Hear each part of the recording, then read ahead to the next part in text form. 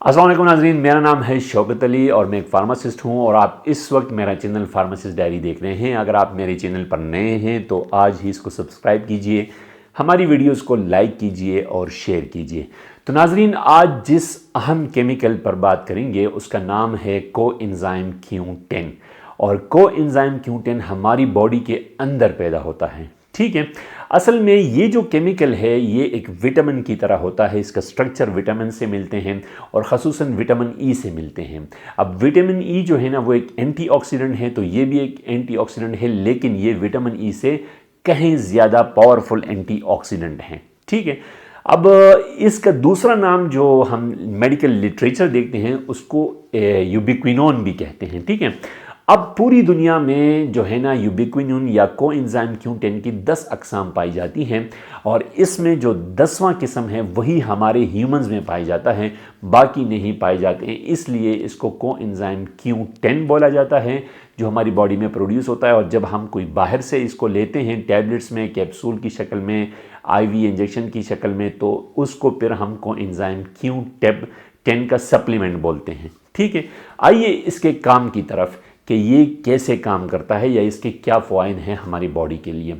तो coenzyme Q10 जो है ना एक बहुत बड़ा एनर्जी हमारी बॉडी में प्रोड्यूस करता है। किसी भी माइटोकॉन्ड्रिया के अंदर जाकर वहाँ के अंदर जितने भी प्रोसेस होते हैं उसमें ये एनर्जी प्रोड्यूस करता है। अब ये एनर्जी हमारे वाइटल ऑर्गन्स जो है ना वो इस्तेमाल करते हैं, जिसमें हमारी हार्ट है, जिसमें हमारी जो है ना लीवर है और किडनीज़ हैं। ये वाइटल ऑर्गन्स जो है ना इसको इस्तेमाल करते हैं और ये उनके लिए बहुत ज़रूरी है। इसलिए अगर आप बॉडी को देखें अंदर से तो कोएंजाइम Q10 की ज़्यादातर मिकदार जो है ना हार्ट में, लीवर में और आपको मिलेगी ये किडनीज़ में। तो ये इस लिहाज से जो है ना बहुत इंपॉर्टेंट है, जिसकी वजह से फिर होता क्या है कि इसकी हार्ट की और लीवर की और किडनी की बहुत सारी जो बीमारियां हैं वो कोएंजाइम Q10 की प्रोडक्शन से काफ़ी हद तक जो है ना वो कम हो जाती है, क्योंकि ये इन सेल्स को ऑक्सीजन सप्लाई भी इंक्रीज़ करता है। ठीक है, तो ये एक बेहतरीन चीज़ है। इसके अलावा अभी हम ये बात करेंगे कि बॉडी के अंदर तो कोएंजाइम Q10 पैदा होता है, लेकिन एक अहम चीज़ ये है कि इसकी कमी बॉडी में होती क्यों है। ये बहुत अच्छा एक अंडरस्टैंडिंग वाली बात है कि क्यों होती है।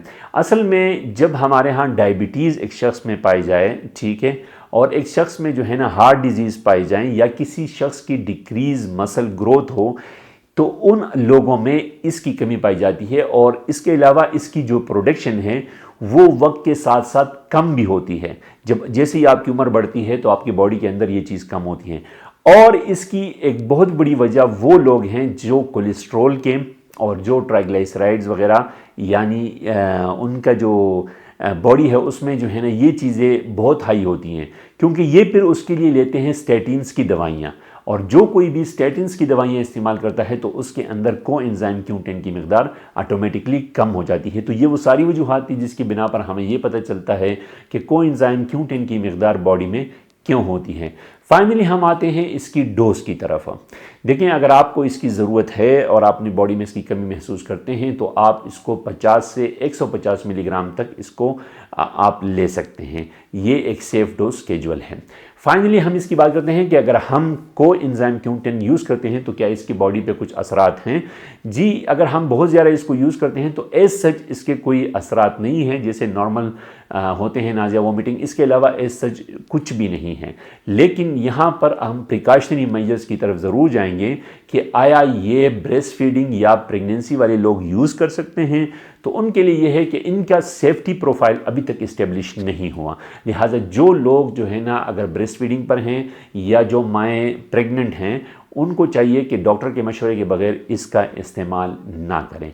तो ये थी हमारी आज की वीडियो जिसमें हमने आपको एक्सप्लेन किया कि कोएंजाइम Q10 क्या होता है और ये क्यों जो है ना हमारे लिए इम्पॉर्टेंट है, और अगर आप किसी फार्मेसी पे जाते हैं तो इसकी दवाएं क्यों अवेलेबल हैं, इसकी बॉडी में क्या फंक्शन है।